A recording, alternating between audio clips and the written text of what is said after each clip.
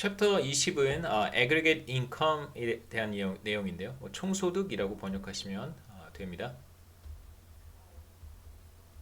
그래서 20장에서도 우리는 GDP에 대한 이야기를 계속해서 할 것이고 20장에서 특히 관심을 갖는 것은 생산 함수라고 생각하시면 좋겠습니다. 첫 번째 이제 국가 간의 소득 격차를 비교하는데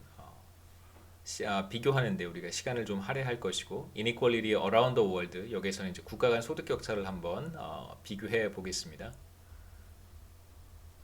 그래서 국가 간 소득 격차를 우리가 비교한다면 먼저 국가별로 소득을 우리가 잘 측정을 해야겠죠. 그럼 어떠한 지표를 이용을 해서 국가 간의 소득을 비교할 것인가?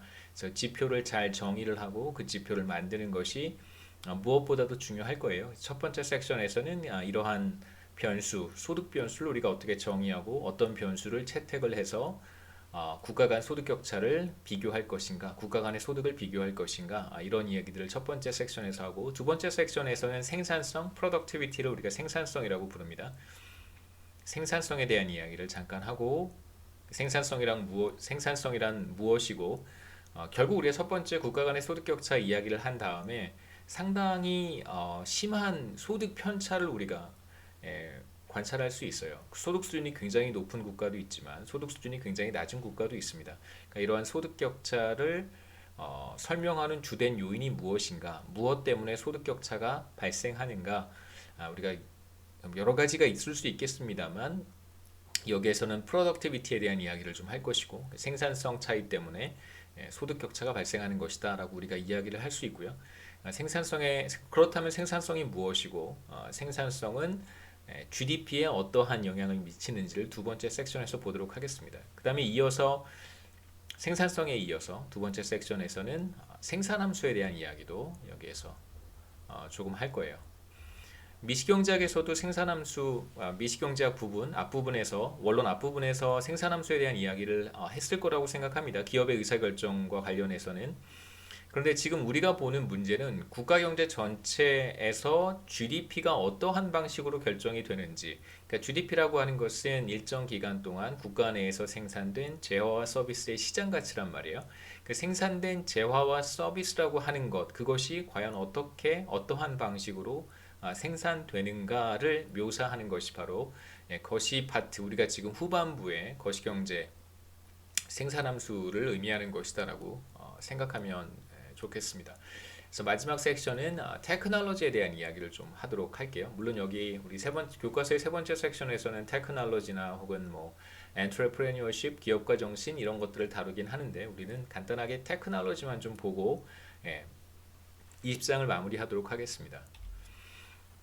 첫 번째 이제 국가 간의 소득 격차, inequality around the world인데 뭐 제가 그림을 보여드리겠습니다만 국가 간의 소득 격차가 사실 굉장히 심합니다. 굉장히 잘 사는 국가도 있고 사실 이제 빈곤의 어떤 트랩에 빠져 있는 그런 국가들도 있어요. 이런 상당히 우리가 실제로 데이터에서 관찰되는 상당한 소득 격차를 우리가 어떻게 설명할 수 있을까? 계략적으로 잠시 살펴보도록 하겠습니다.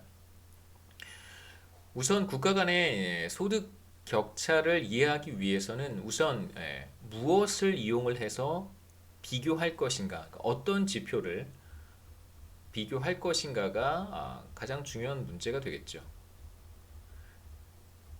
그래서 이제 measurement라고 하는 게 뭐 측정, 뭐 측량 이런 의미인데 뭐 그렇게 어렵게 해석하실 필요는 없고요. 우리가 어떤 지표를 잘 측정을 해서 어떤 것을 측정을 해서 그걸 이제 비교하는 것이 중요하겠죠. 어떤 지표를 만들어서 비교할 것인가? 뭐 여러 가지가 있을 수 있겠습니다만 가장 좋은 대안은 바로 1인당 소득 수준, income per capita라고 하는 1인당 소득 수준에 대한 지표를 이용을 해서 국가 간의 어떤 소득 편차를 우리가 분석해 볼 수 있을 거예요. 1인당 소득 수준. 1인당 소득이라고 했을 때는 또 여러 가지 의미가 있겠습니다만 우리가 19장에서 이야기했던 것처럼 국민계정 이야기했던 것처럼 가장 단순한 방법은 GDP 나누기 인구라고 해서 1인당 GDP를 이용하는 것이 가장 좋고요. 우리가 첫 번째 이용하려고 하는 지표가 바로 measurement라고 하는 것이 1인당 GDP고, 그 다음에 이제 또 다른 캔디데이트는 1인당 소득 수준을 측정할 수 있는 또 다른 지표로는 어떤 게 있냐면, 전체 인구로 나눠주는 것이 아니고요. GDP를 실제로 생산 활동에 종사한 사람들, 그 취업자들의 숫자로 나누어서 우리가 소득 수준을 비교할 수도 있을 거예요. 이러한 지표를 근로자 1인당 GDP라고 우리가 부를 수 있습니다. 그러니까 이걸 사실은 GDP 나누기 취업자는 노동 생산성이라고 부르기도 하거든요. Labor Productivity라고 부르기도 하는데, 우리가 20장에서는 Productivity라고 하는 개념이 또 따로 나오기 때문에 제가 이 GDP 나누기 취업자는 그냥 근로자 1인당 GDP라고만 부르겠습니다. 얘의 원래 또 다른 이름은 노동 생산성이기도 해요. 네, 하지만 생산성이라고 하는 그 개념이 또 등장하기 때문에 여러분들이 헷갈리실 것 같아서 제가 이 표현은 여기서 사용하진 않겠습니다. 그래서 두 가지 우리 지표를 이용해서 대한민국과 뭐 또 다른 국가의 소득 수준을 비교해 볼 수 있겠죠. 1인당 GDP를 사용할 수도 있고 근로자 1인당 GDP를 사용할 수도 있습니다. 그래서 이제 1인당 GDP의 어떤 차이를 측정해 보는 건데요. 왜 어떤 국가는 잘 살고 어떤 국가는 비교적 소득 수준이 낮은가, 이러한 이야기를 할 때에는 적당한 지표가 있어야 되는데, 지금 우리가 보려고 하는 그 첫 번째 지표가 바로 1인당 GDP입니다. GDP per capita가 바로 1인당 GDP고요.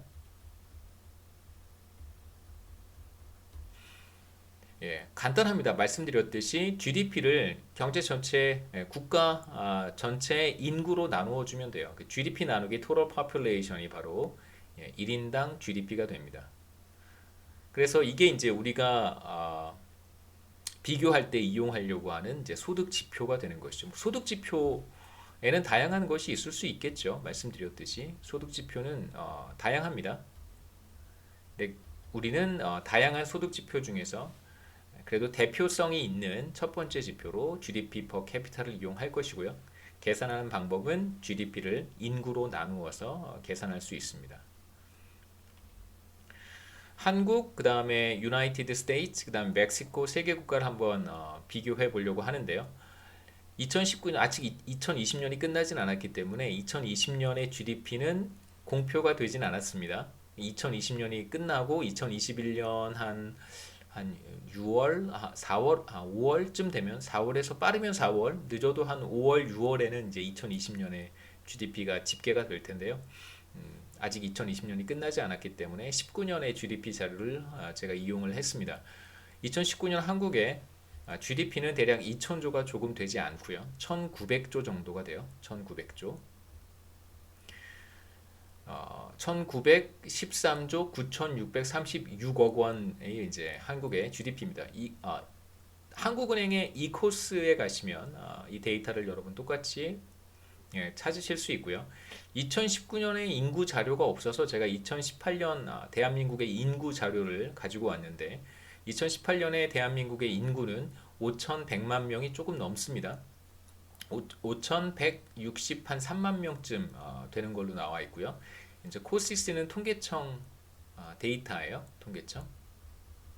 cosis.kr 하시면 통계청 웹사이트로 들어가실 수 있습니다. 통계청에서 제가 가지고 왔고, 그래서 1인당 GDP라고 하는 것은 2,000조에 가까운 대한민국의 GDP를 인구 5,160만 명으로 나누어서 계산해 보면 대략 한 3,700만 원 정도 되겠죠.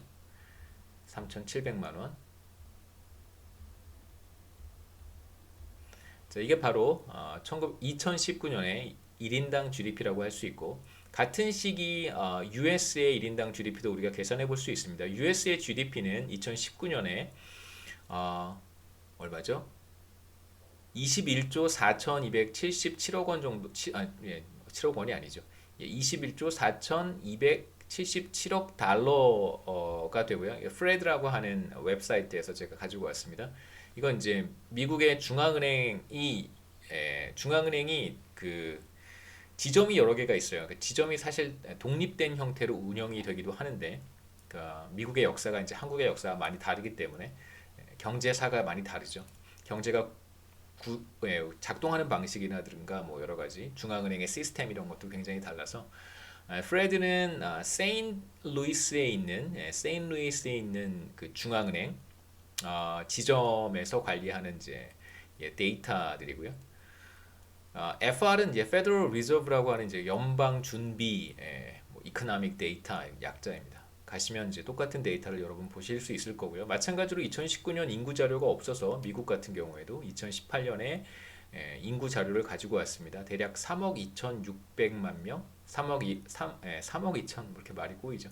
3억 2,700만 명 정도 됩니다. 마찬가지로 21조 달러를 3억 한 2,700만 명으로 나누어 주면 1인당 GDP는 65,600달러 정도 되겠죠. 그래서 이게 1인당 GDP가 되고요. 멕시코는 2019년 데이터를 제가 찾을 수가 없어서 2018년 데이터를 가지고 왔습니다. 멕시코의 화폐 단위는 이제 페소라고 부르기도 하고요. 뭐 멕시코 달러라고 부르기도 합니다만 뭐 페소라고 부르기로 하겠습니다. 페소. 멕시코의 GDP는 23조 4,915억 페소가 되고요. 이건 이제 OECD 데이터에서 제가 가지고 왔고 2018년 인구는 1억 2,600만 명 정도가 됩니다. 이제 월드뱅크에서 제가 찾아서 가지고 왔고요. 그래서 1인당 GDP 똑같이 계산할 수 있습니다. 23조 4,915 단위가 빠졌네요. 빌리언에 들어가야 됩니다. 빌리언 페소가 되고요. 그 다음에 이제 인구 1억 2,600만 명으로 나누어 주면 1인당 GDP는 멕시코 화폐 단위로 18만 6천 페소 정도가 되네요. 이 세 개의 단위가 다 다르기 때문에 우리가 쉽게 비교하기는 어렵습니다. 비교하는 것이 쉽지는 않습니다. 물론 이제 우리가 원화와 US 달러 사이의 환율은 대충 어느 정도 되는지 인투이션이 있기 때문에 큰 문제가 되지 않습니다만 지금 멕시코의 화폐 단위를 우리가 잘 사용하지 않기 때문에 빈번하게 사용하지 않기 때문에 멕시코의 1페소가 얼마만큼의 가치가 있는지 원화로 봤을 때 사실 그러한 인투이션을 우리가 갖고 있지는 않죠. 자, 이제 우리는 세 국가의 1인당 소득 수준, 1인당 GDP를 이제 1인당 소득 수준의 지표로 우리가 활용하기로 했습니다. 1인당 GDP를 비교해야 될 텐데 그 전에 앞서 비교를 용이하게 하기 위해서는 화폐 단위를 똑같이 맞춰줘야겠죠. 그래서 가장 보편적으로 사용하는 방법은 이제 모든 국가의 화폐 단위를 US 달러로 변환하는 것입니다. 적절한 환율을 이용해서 US 달러로 변환하는 것인데 우선 첫 번째로 시장 환율을 이용을 해서 그러니까 우리들이 뭐 시중은행에 가서 원화를 달러로 바꾼다든가 달러를 원화로 바꿀 때 적용이 되는 바로 그 환율이 시장 환율이라고 할 수 있고요. 물론 이제 살 때 환율, 달러를 살 때의 환율과 팔 때의 환율은 서로 다르죠. 이제 대충 여기에서 제가 제시하는 평균 자료 1달러는 1165원 65전이다 라고 하는 이 자료는 대충 평균적인 값을 의미하는 것이고요. 팔 때 살 때 평균적인 값을 의미하는 것이고 그 다음에 이제 여기 평균 자료라고 제가 써놓은 것은 2019년 1월 1일부터 12월 31일까지 매일매일 환율은 시시각각 변하잖아요. 하루 내에서도 아침 점심 오후에 이제 환율은 계속해서 이제 변동하게 됩니다. 물론 외부적인 충격이 크게 발생하게 되면 환율의 변동폭도 굉장히 막 출렁이겠죠. 그래서 여기서 평균 자료라고 하는 것은 1월 1일부터 12월 31일까지 그 1년 기간 동안의 평균 값을 의미하는 것입니다. 그래서 평균 자료를 이용하면 1165원 65전이다 라고 하는 결과를 우리가 데이터로부터 찾을 수 있고 이게 지금 우리가 적용하고 싶은 환율이 됩니다. 시장 환율이에요. 그래서 한국의 1인당 소득 수준, 1인당 GDP를 원화로 표현을 했고 그 원화는 대략 3,700만 원 정도 돼요. 이게 1년 동안 대한민국의 평균적인 국민의 소득 수준이다라고 이야기할 수 있습니다. 여기에 이제 환율을 적용을 하면 이제 원달러 환율로 나누어 주면 우리가 이제 원화 가치로 표현한 1인당 GDP를 US 달러로 바꿀 수 있습니다. 그래서 환율을 적용했더니 US 달러로 31,800달러가 대한민국의 2019년 1인당 GDP다라고 이야기할 수 있겠죠. 그 다음에 이제 간단한 비교를 위해서 2019년 환율을 평균값을 쓰지 않고 말일 자료를 쓸 수도 있어요.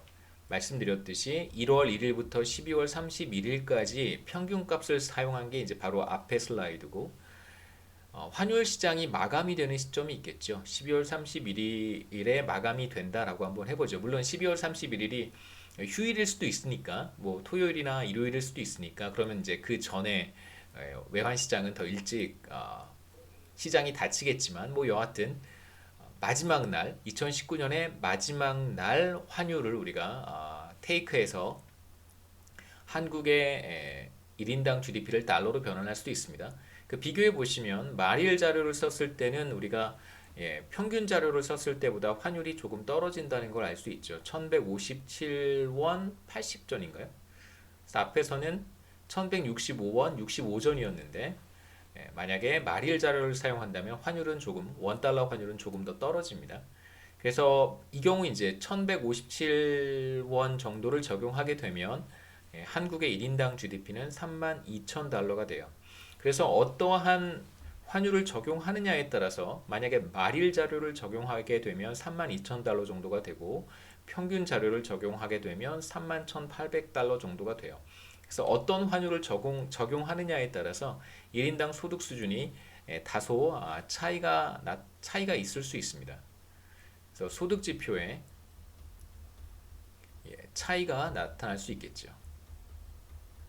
여튼 중요한 것은 이제 어떤 환율을 이용하느냐에 따라서.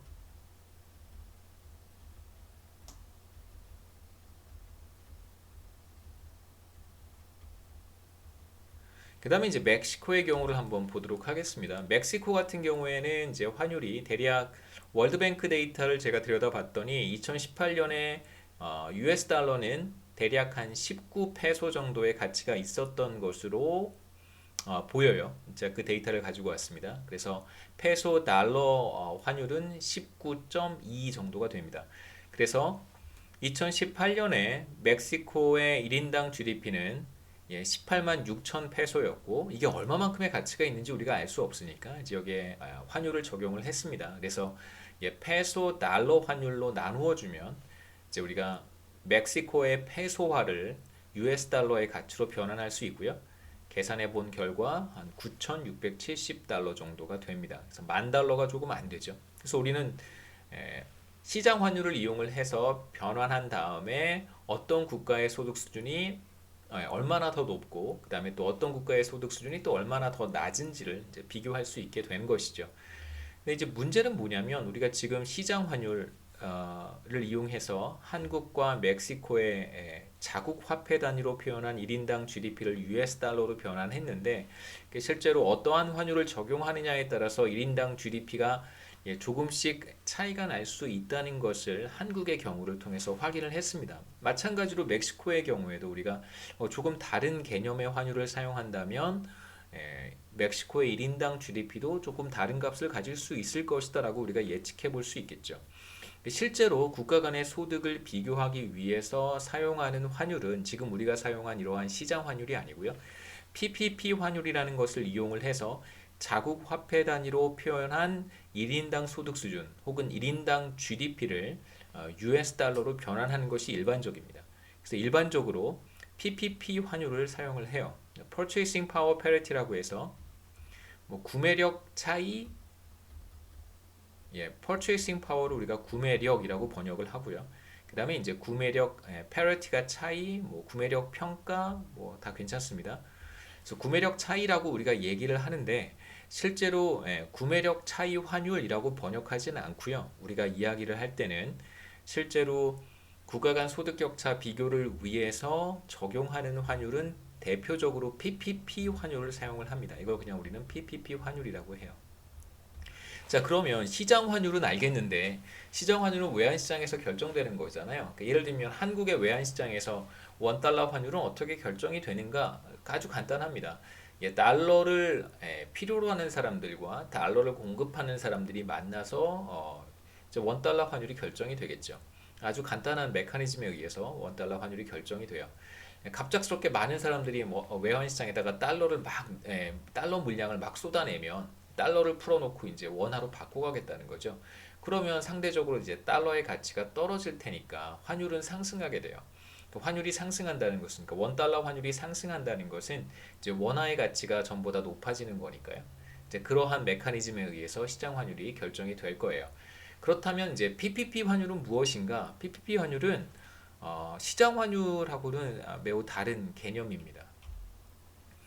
그래서 PPP 환율은 우리가 1인당 소득 수준을 비교할 때 사용하는 일반적으로 사용하는 환율이고요. 그래서 PPP 환율은 어떠한 특정한 상품의 바스켓을 설정을 하고 우리가 앞서 소비자 물가 지수나 GDP 디플레이터에 대한 이야기를 할 때 얘기했던 카트를 생각해 보시면 좋습니다. 상품의 어떤 꾸러미들, 재화와 서비스, 상품의 바스켓을 설정을 하고요. 그러니까 이 바스켓 안에 들어가 있는 품목들은 정해져 있는 거예요. 가장 좋은 이그젬플이 바로 빅맥이라고 할 수 있습니다. 빅맥 이건가요? 빅맥. 빅맥 하나만 바스켓에 담겨 있다고 생각해도 상관없어요. 어떤 상품 바스켓에 상품들이 담겨 있습니다. 그러면 이제 이것을 가지고 이 상품들을 한국에 가서 구입할 때 드는 비용이 있겠죠. 한국에서 드는 비용, 이 상품을 구입할 때 발생하는 비용이 있을 것이고, 이건 당연히 원화로 표시가 되겠죠. 그 다음에 이 동일한 바스켓을 미국에 가서 구입할 경우에, 빅맥을 미국 가서 구입할 경우에 얼마를 지불해야 되는가? 똑같은 비용을 이제 달러로도 우리가 구할 수 있을 것이고, 그 다음에 뭐 멕시코에 가서도 이 동일한 바스켓 혹은 빅맥을 구입한다면 얼마를 지불해야 되는가? 비용을 또 우리가 계산할 수 있을 거예요. 멕시코 달러 혹은 페소. 그 다음에 이제 이렇게 비용을 계산한 다음에 이 비용을 토대로 해서 바탕으로 해서 환율을 계산할 수 있는데, 이렇게 계산된 환율이 바로 PPP 환율입니다. 가장 대표적인 예가 빅맥인데요.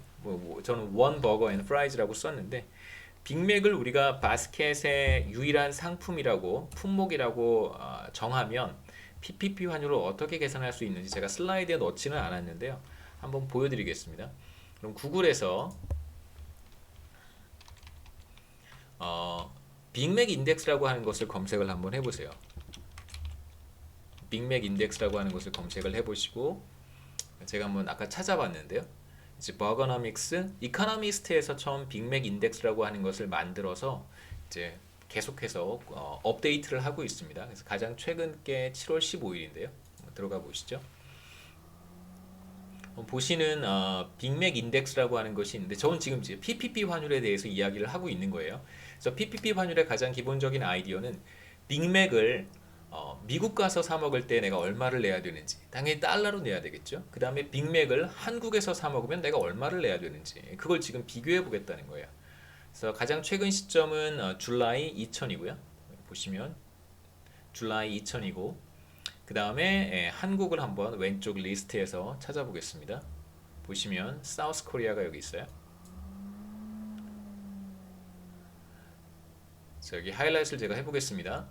뭐 몇 퍼센트 언더밸류 됐다 뭐 이런 건 크게 이제 의미는 없고요. 보시죠. 2020년 7월 기준이네요.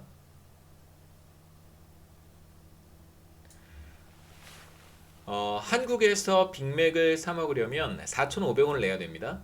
자, 그런데 US에서는 빅맥 가격이 이제 5달러 71센트예요. 5bucks 71센트를 내면 이제 빅맥을 하나 사 먹을 수 있고, 한국에서는 4,500원을 내야 됩니다. 그래서 각각의 상품 바스켓을 한국에서 구입할 때 4,500원, 그 다음에 미국에서 구입할 때 5불 71센트 발생한다는 걸 우리가 알고 있어요. 그러면 이제 환율을 계산할 수 있는데, 이게 바로 PPP 환율입니다.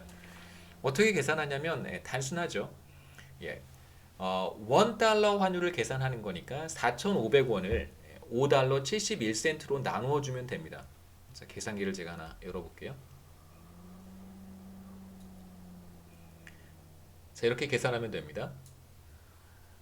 $1 환율이니까요. 4,500원 나누기 5.72를 하면 잘리죠. 788원 정도가 돼요. 여기 나와 있습니다. 정확히 788원이에요. 그러니까 PPP 환율에 따르면 1달러의 가치는 788원인 것이죠. 그러니까 지금 사실 시장 환율과는 꽤 괴리가 있어요. 이 시점으로 거슬러 올 지금 사실 원 달러 환율은 대략 지금 한 1150원쯤 되지 않나요? 제가 한번 찾아보겠습니다. 뭐, 다 아시죠? 환율 찾는 방법은 저는 네이버에 들어가서 네이버 홍보하는 거 아닙니다. 환율이라고 치시면 1134원 정도가 되네요. 정리를 한번 해보겠습니다. 지금 우리가 빅맥이라고 하는 것을 가지고 PPP 환율을 계산을 했어요. PPP 환율을 계산을 했더니 원 달러 환율이 얼마였었냐면 788원이에요. 788원입니다. 그런데 지금 시장 환율은 물론 이제 이 시점으로 거슬러 올라가야겠죠. 2020년 7월 기준으로 원 달러 환율은 얼마였냐면 보시면 1200원 95전 정도가 되네요. 1200원이라고 한번 해보겠습니다. 시장 환율은 1200원이에요. 그러니까 원 달러 환율, PPP 환율은 이렇게 쓰겠습니다. 1달러에 788원이고 시장에서는 원 달러 환율이 1200원이에요. 그러니까 시장에서 1달러를 내면 1200원을 거슬러 주는데 PPP 마켓에서는 사실 뭐 그런 마켓은 없습니다. PPP 시장에서는 1달러를 내면 788원을 거슬러 준다. 이렇게 생각해 볼 수 있겠죠. 혹은 반대로 1달러를 사기 위해서는 788원만 주면 되는데 PPP 시장에서 외환시장에 가게 되면 1달러를 사기 위해서 1200원을 줘야 되는 거예요. 그러니까 PPP 시장에서 생각하는 원화의 가치가 훨씬 더 높은 거죠. 여기서 원화의 가치가 훨씬 더 높은 겁니다. 그러니까 시장에서는 원화의 가치가 더 낮은 거고요. lower value를 갖는 거예요. 외환시장에서 원화의 가치가 더 낮습니다.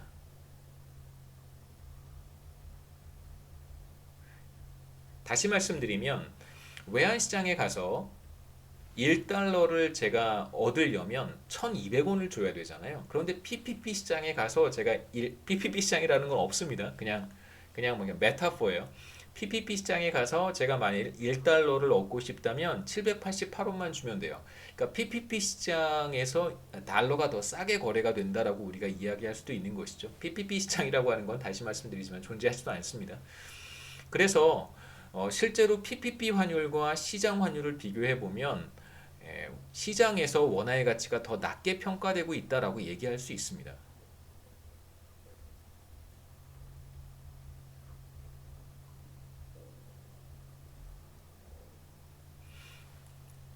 그러니까 PPP 환율을 적용했을 때와 그다음에 시장 환율을 적용했을 때 이제 결과가 굉장히 달라질 수 있다는 걸 우리가 여기에서 짐작할 수 있겠죠. 그러니까 평균 시장 환율을 썼을 때 돌아가 보겠습니다. 자, 이게 지금 한국에서 시장 환율 평균 자료를 썼을 때 31,800달러고 말일 자료, 시장 환율 말일 자료를 썼을 때 1인당 GDP를 US 달러로 변환하면 32,000달러가 돼요. 그러니까 미세한 차이에 의해서도 1인당 GDP를 달러로 환산할 때 변화가 생긴단 말이에요. 자, 그런데 지금 PPP 환율과 시장 환율에 상당한 차이가 있어요. 1200원 하고 788원입니다. 800원도 되지 않는 거잖아요. 이런 상당한 차이가 있을 때 한국의 GDP를 달러로 바꾼다면 그 차이는 사실 더 커질 거라고 우리가 예상해 볼 수 있어요. 실제로 2019년에 월드뱅크에서 제가 계산한 OECD군요. OECD에서 제가 찾은 PPP 환율은 약 850원 정도예요. 1달러에 850원이에요. 그러니까 빅맥하고도 또 조금 차이가 있긴 있습니다만 그래도 빅맥하고 더 가깝죠. 그러니까 PPP 환율이 제가 지금 여러분들께 이카노미스트.com에서 보여드렸던 빅맥 지수와 더 가까워요. 실제 PPP 자료가. 시장 환율은 여기 이쯤에 있다고 하면 빅맥 PPP 빅맥 지수죠. 빅맥 지수는 여기 있단 말이에요. 그런데 실제로 제가 OECD에서 2019년 PPP 환율을 계산해 봤더니 이쯤 있는 거잖아요. 이쯤. 850원 여기 있고요. 시장 환율은 1200원이고 그 다음에 빅맥 지수는 788원이었어요. 그럼 어쩌면 사실 그 원화 가치를 달러로 환산할 때 시장 환율을 쓰는 것보다 오히려 빅맥 지수를 쓰는 게 더 정확할 수도 있다라고 얘기할 수도 있습니다. 물론 이제 우리는 PPP 환율을 쉽게 찾을 수 있기 때문에 PPP 환율을 쓰는 것이 더 이제 정확하겠죠. PPP 환율 850원을 사용을 할 경우에 대한민국의 1인당 GDP는 어떻게 달라지는지 보시죠. 3,700만 원을 이제 850으로 나누어 주면 43,600달러 정도가 돼요. 굉장히 높아지죠. 앞서서는 한 3만 5천 달러 정도밖에 안 됐었는데 3만 2천 달러. 앞에서는 우리 3만 2천 달러 시정 환율을 적용하면 3만 2천 달러밖에 되지 않지만 PPP 환율을 적용하게 되면 4만 3천 달러 정도로 1인당 GDP가 크게 높아집니다. 몇 가지 이유가 있어요. 왜 PPP 환율과 시장 환율 사이에 이러한 상당한 괴리가 나타나는가? 뭐 여러 가지 이유가 있겠습니다만 가장 이제 대표적인 이유는 시장 환율에서는 사실 이제 원화와 달러 사이에 교환을 원하는 사람들이 참여하는 시장이란 말이에요. 달러가 필요하거나 혹은 달러를 가지고 있는데 원화가 필요한 사람들이 시장에 참가해서 거래를 하고 그러한 거래의 결과 이제 결정이 되는 환율인데요. 그렇다면 우리가 생각해 볼 만한 이슈들이 몇 가지가 있습니다. 누가 시장에 참여할 것인가? 누가 달러를 필요로 하고 누가 원화를 필요로 하는가?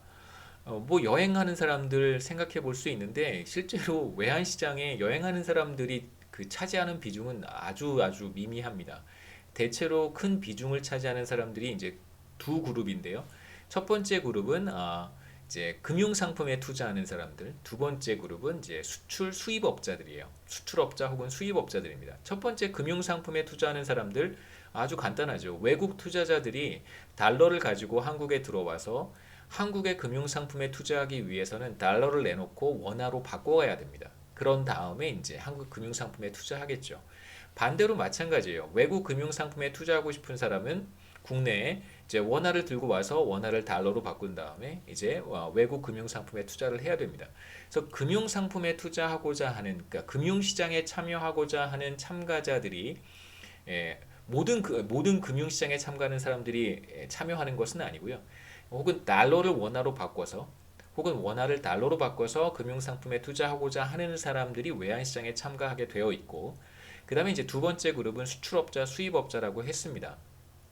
외국에 수출을 했어요. 그러면 그것에 대한 대가로 달러를 수취를 하겠죠. 물건을 팔아서 달러를 받은 거예요. 수출을 해서. 그럼 그 달러를 이제 원화로 바꿔야 되겠죠. 달러를 가지고 있을 수도 있어요. 물론 계속 가지고 킵하고 있다가 뭐 다른 뭐 결제를 할 때 외환 결제를 할 수도 있습니다만 뭐 대체적으로 달러를 가지고 들어와서 이제 원화로 바꿔서 뭐 직원들한테 급여를 줄 수도 있고 뭐 은행에 대출금을 상환할 수도 있고 이자를 납입할 수도 있고 뭐 등등등 지출을 해야 될 테니까요. 그러한 수출업자들, 뭐 수입업자들도 우리가 비슷하게 생각해 볼 수 있습니다. 외국에서 물건을 구입을 했어요. 그러면 원화로 주는 경우는 별로 없습니다. 원화를 그쪽에서 받지 않을 테니까요. 달러로 주십시오라고 하겠죠. 그럼 이제 수입업자들은 그 결제 대금을 이제 달러로 바꾼 다음에 달러를 이제 상대방 카운터파트한테 지불을 하겠죠. 그래서 크게 두 개의 그룹을 생각해 볼 수 있는데 잘 생각해 보시면 한국 경제가 뭐 기본적으로 개방 경제예요. 수출과 수입이 경제 전체에서 차지하는 비중이 매우 높습니다. 전체 GDP의 한 70% 정도, 60에서 70%가 수출 플러스 수입을 하면 GDP의 한 70% 가까이 돼요. 굉장히 수출과 수입의 비중이 높은 국가임에 틀림없습니다. 그렇다고 하더라도 수출과 수입이 대한민국 경제를 다 설명하는 것은 아니에요. 수출과 수입 이외에도 설명되는 부분이 많습니다. 또 하나, 금융상품에 투자하는 사람들, 원화와 달러를 계속해서 교환해 가면서 금융상품에 투자하는 사람들이 한국 경제를 다 설명하는 것도 아니에요.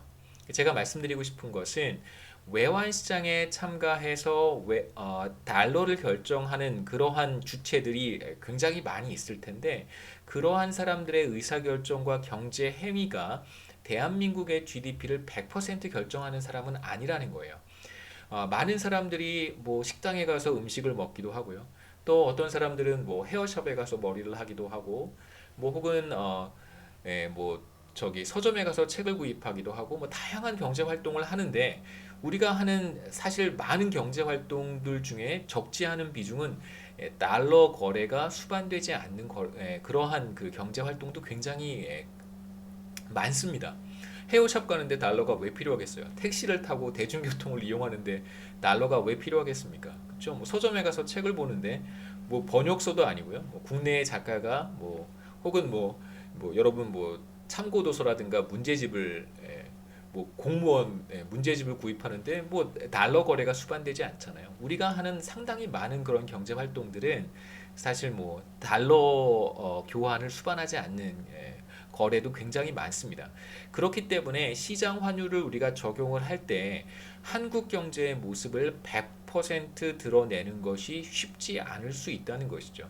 그래서 더 정확한 환율은 시장 환율이라기보다는 PPP 환율이 사실상 더 정확한 환율이다라고 우리가 이야기할 수 있습니다. 그 다음에 이제 멕시코의 경우는 사실 더 드라마틱한데요. 한국 같은 경우에도 사실 실제 시장 환율이 저평가되어 있어서, 그러니까 원화가 사실 시장에서 더 낮게 평가받고 있기 때문에 PPP 환율을 적용을 하면 한국의 GDP는 사실상 더 높아지는 거고요. 그럼 멕시코는 어떨까요? 우리가 멕시코 지난 시간에 무슨 얘기를 했었냐면 언더그라운드 이코노미가 경제 전체의 50%가 된다고 했습니다. 50%. 그러니까 공식 통계에 잡히지 않는 경제 규모가 절반 정도 된다는 거예요. 그러니까 그냥 네, 암암리에 그냥 물론 그 중에는 사실 뭐그 적법하지 않은 거래도 굉장히 많겠지만 혹은 뭐 네, 그냥 영수증도 써주지 않는 그러한 거래, 그 신용카드 같은 거 사용하지 않는 그러한 거래들이 굉장히 많을 수 있다는 것입니다. 그러면 시장 환율을 이용을 했을 때 멕시코 경제를 한국 경제보다 멕시코 경제는 사실 더 설명하기가 어렵겠죠. 예. 그 외환 시장에 참가하는 사람들에 의해서만 사실상 설명이 되는 부분이 멕시코 경제 같은 경우에는 훨씬 더 그 비중이 적겠죠. 멕시코 같은 경우에 PPP 환율은 1달러에 대충 한 9페소 정도 되고요. 제가 마찬가지로 OECD 데이터를 찾아봤습니다. 그래서 9페소 정도를 적용을 하게 되면 멕시코의 1인당 GDP는 2만 달러까지 올라가요. 시장 환율을 적용하게 되면 이거의 절반인 만 달러도 채 되지 않았었습니다. 시장 환율을 적용했을 때는 만 달러 정도였는데요. PPP 환율을 적용하면 이제 2만 달러가 됩니다. 아까 말씀드렸듯이 시장 환율이라고 하는 것이 경제 전체의 모습을 제대로 캡처하지 못하는, 설명하지 못하는 한계가 있어요. 멕시코도 마찬가지겠죠. 멕시코도 실제로 뭐 석유를 생산해서 수출을 하는 경우를 이제 멕시코 같은 경우에 석유 생산을 하니까요. 석유를 생산해서 수출하는 경우 생각해 보시면 그러니까 실제로 석유에 의해서 석유 생산량 혹은 뭐 석유 시추 규모에 의해서 만약에 US 달러와 멕시코 페소 사이의 환율이 결정이 된다면 그러면 사실 시장 환율이라고 하는 것은 멕시코 경제를 제대로 설명하지 못하는 거예요. 그냥 석유의 가격 변화, 석유의 거래량 그 정도만 사실 멕시코 시장 환율이 설명할 수 있다라고 우리가 볼 수 있겠죠. 멕시코 같은 기본적으로 소득 수준이 비교적 낮은 국가에서는 그러니까 PPP 환율을 적용을 했을 때와 시장 환율을 적용을 했을 때 1인당 GDP의 차이가 훨씬 더 크게 벌어진다라고 하는 것이 이제 일반적입니다. 그다음에 또 하나 한국 경제와 이제 또 두드러지는 차이는 뭐냐면 이런 멕시코 경제라든가 전반적으로 소득 수준이 낮은 국가의 특징은 그 노동 집약적인 산업 형태를 가져요. 노동 집약적이라고 하는 것이 무엇이냐면 집약적. 그러니까 어떤 재화나 서비스를 생산을 할 때 노동을 더 많이 투입하는 거예요. 그러니까 간단하게 제가 예전에 한번 어디 텔레비전에서 그런 장면을 봤는데 그 과테말라인가요? 과테말라에 저기 어디 이렇게 시골 마을까지 들어가면 과테말라의 커피 생산량이 굉장히 많잖아요. 이제 커피를 내려 마시는데 한국에서 커피 내려 마시면 그 뭐 커피 메이커로 마시든가 뭐 에스프레소 머신에 내려 마시든가 물론 이제 커피숍에 카페에 가지 않더라도 여러분 집집마다 다 커피 메이커 하나씩 다 있고 에스프레소 머신 다 하는 데씩 있을 거예요. 뭐 어떤 집 가보면 뭐 네스프레소 이런 것도 가지고 있고 다 다양한 이제 커피 머신을 가지고 있지. 커피를 무슨 뭐 이렇게 그 뭐죠? 저 무슨 그 한약 다릴 때 쓰는 무슨 그 헝겊 같은 거 있잖아요. 헝겊에 넣어갖고 이렇게 짜서 커피 마시는 사람 대한민국에 저는 본 적이 없습니다. 물론 물론 이제 뭐 커피 애호가들이나 그렇게 할 수 있을지 모르겠습니다만 그냥 애호가 아닌 사람들. 그런데 이제 과테말라 같은데 제가 어제 텔레비전에서 봤는데 어느 집에 갔더니 커피를 커피 머신으로 내려 마시는 게 아니라 물론 커피 애호가일 수도 있을 거예요.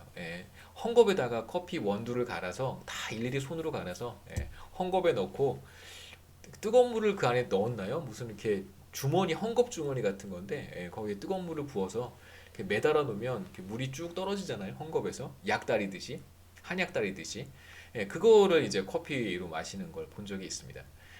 그게 대표적으로 노동 집약적인 거예요. 커피 한 잔을 생산을 할 때에도 여기 자본이라고 하는 게 들어가지 않잖아요. 자본이 뭐가 있겠어요? 커피 재료 빼면 헝겊 하나가 자본인 거예요.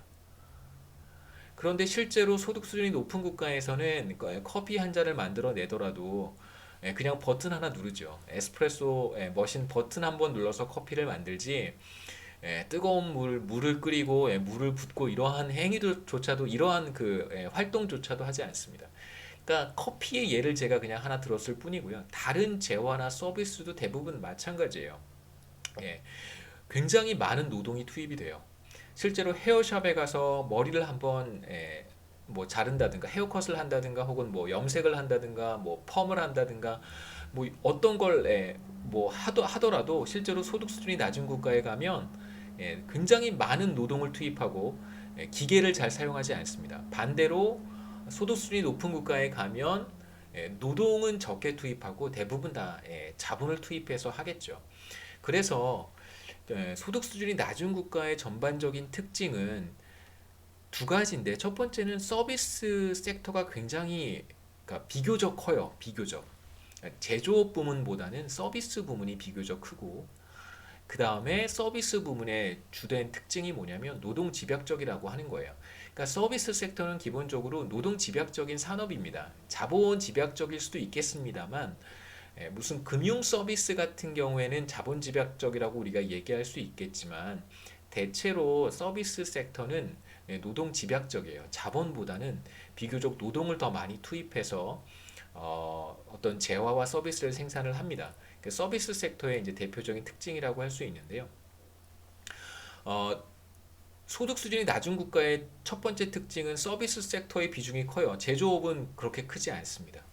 농업 부문 굉장히 크고요. 농수산업 1차 산업의 비율이 굉장히 크고 GDP에서 차지하는 비중이 크고 두 번째로 제조업이 제대로 발전하지 못해서 서비스 섹터의 비중이 상대적으로 큽니다. 그 다음에 두 번째 특징은 그러다 보니까 대체로 다 노동을 투입해서 재화를 생산하는 그런 경향이 있어요.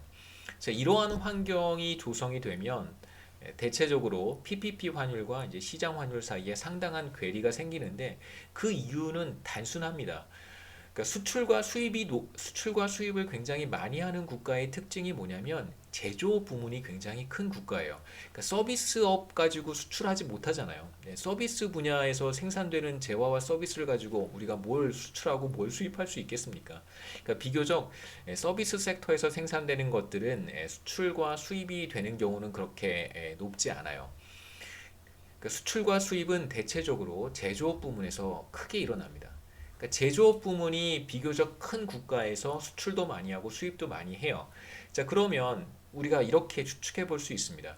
제조업 부문의 비중이 높은 국가에서는 상대적으로 서비스 부문의 비중이 상대적으로 적겠죠. 예.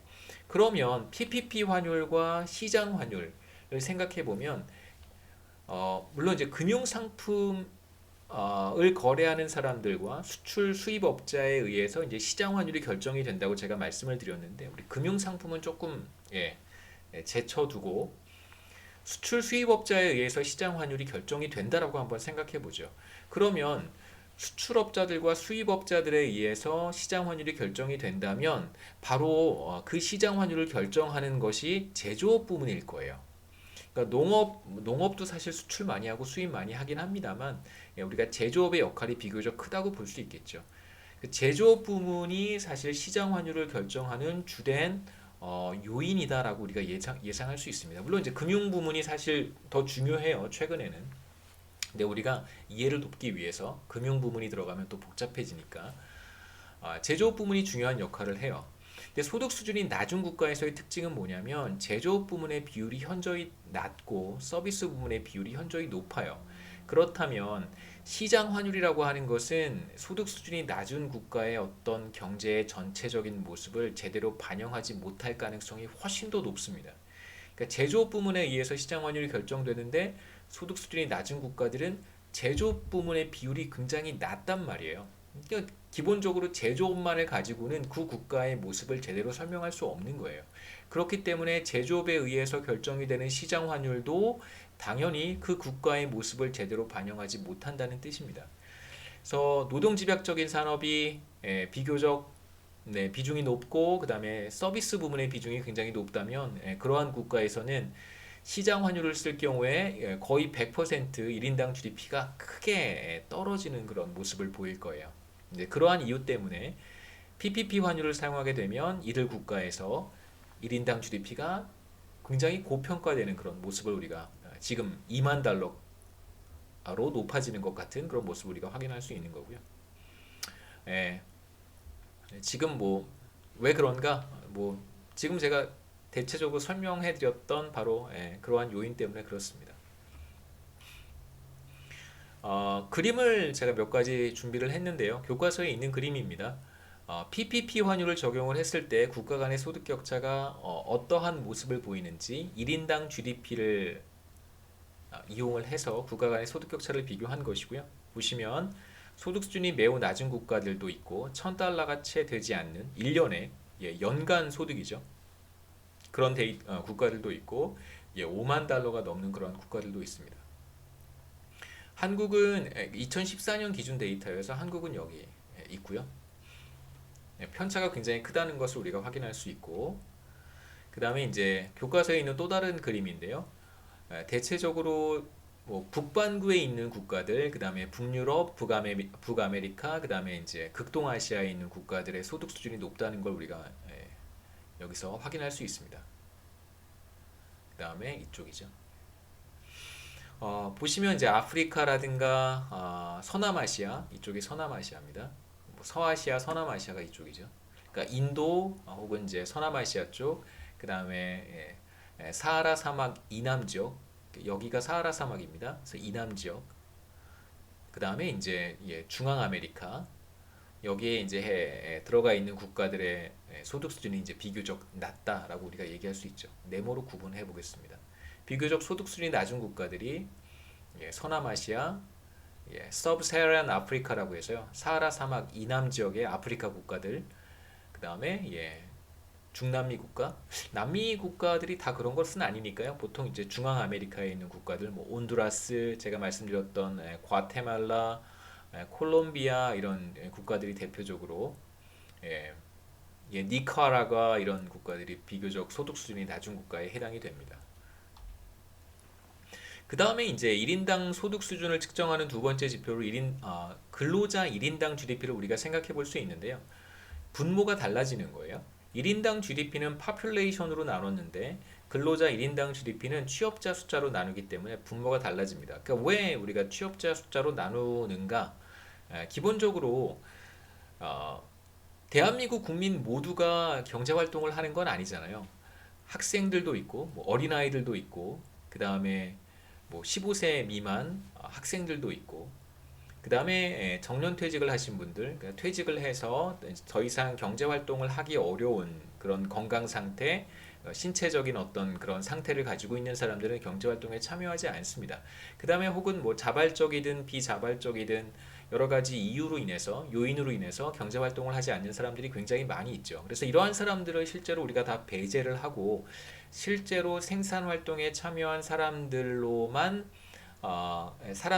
카운트를 해서 이 사람들의 숫자로 나누어 주면 어떨까 이런 생각을 해볼 수 있겠죠. 실제로 경제활동에 참여한 사람들의 숫자로 나누어 주면 우리가 굉장히 다른 그림을 그려볼 수 있을 거예요. 그래서 이렇게 우리가 근로자 1인당 GDP를 계산해 보면 이건 어떤 의미를 갖냐면 한 사람이 얼마만큼을 생산했는가, 그러니까 실제로 생산 활동에 참여한 한 사람이 1인이 얼마나 생산했는가를 우리가 계산해 낼 수 있는 것이죠.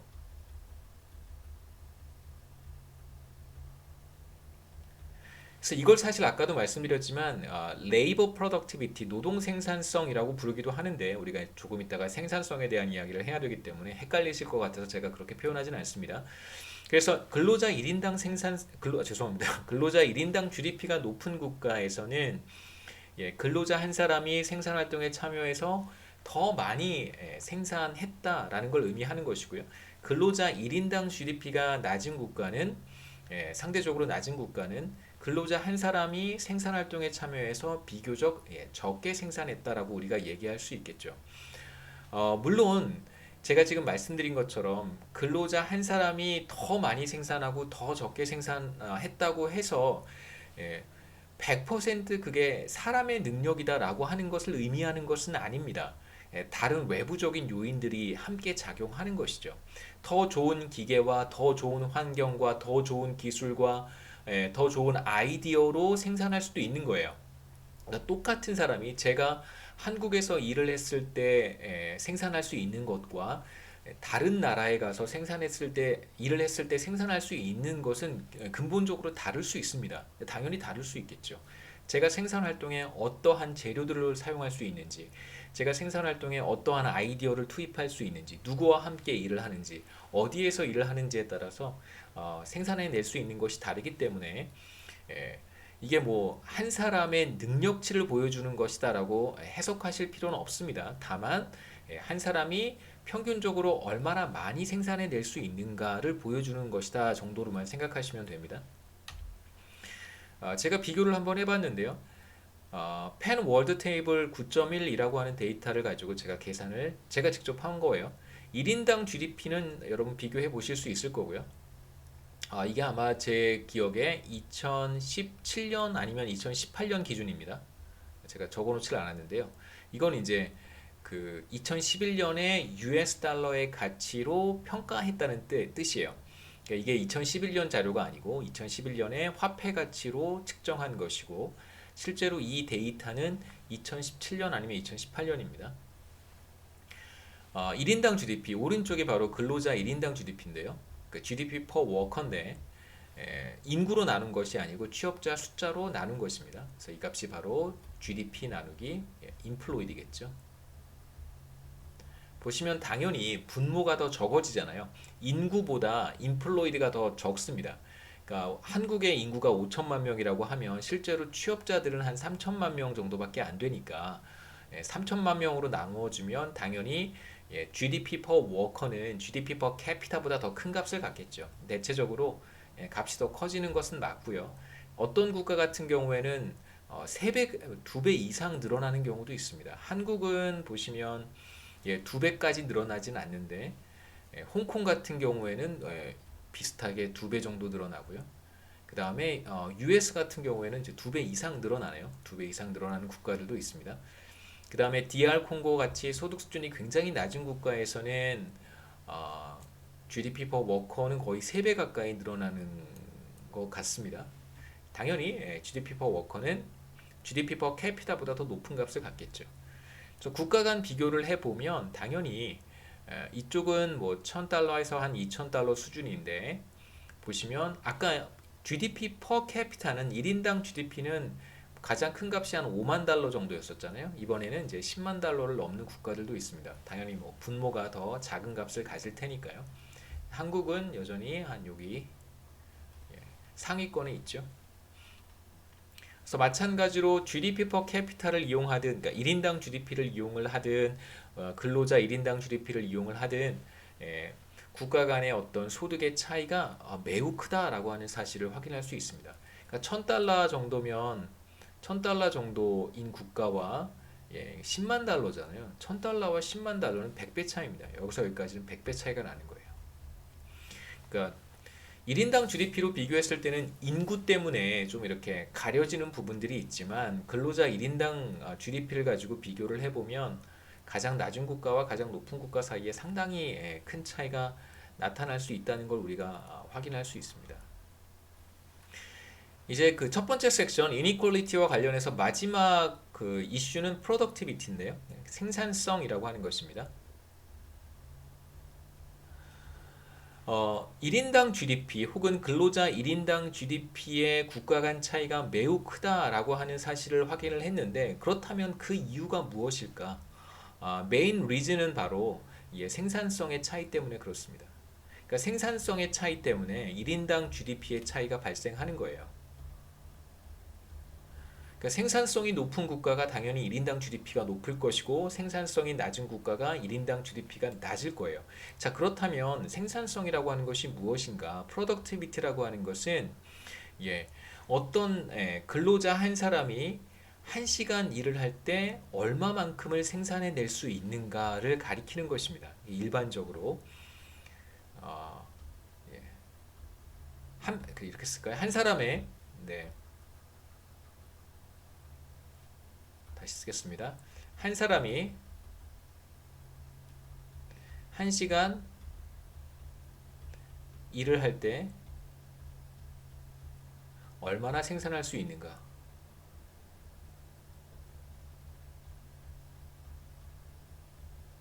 뭐 여기에서는 예, 생산한 재화와 서비스의 가치라고 이제 표현을 했는데요. 뭐 그렇게 중요하지 않습니다. 그 productivity라고 하는 것을 뭐 이렇게 외우실 필요도 없고요.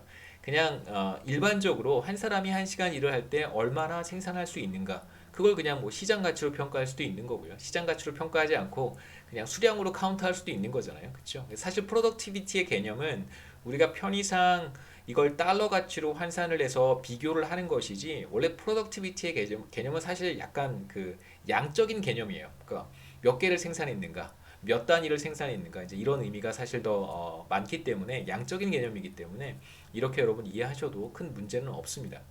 그래서 우리가 productivity와 관련해서 나머지 내용들을 한번 읽어보시고요. 이제 두 번째 섹션으로 넘어가서 이제 productivity와 이제 생산함수에 대한 이야기를 두 번째 섹션에서 이제 이어서 하도록 하겠습니다.